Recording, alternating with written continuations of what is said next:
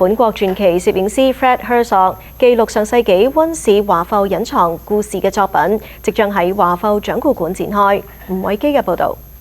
走入華埠掌故館，映入眼簾嘅係象徵華埠繁榮昌盛嘅黃色展覽場，名為《躍動光華經典照片與隱藏故事》嘅攝影展，由加拿大傳奇攝影師 Fred Herzog 於上個世紀50到70年代拍攝，通過鏡頭記錄嗰啲平凡卻又生機勃勃嘅民生故事，呈現華埠不復存在嘅風貌。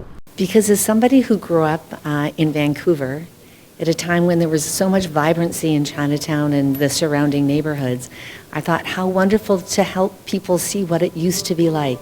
There was so much hope here. And then see whether or not we could use these photographs as inspiration to maybe revitalize those very same neighborhoods.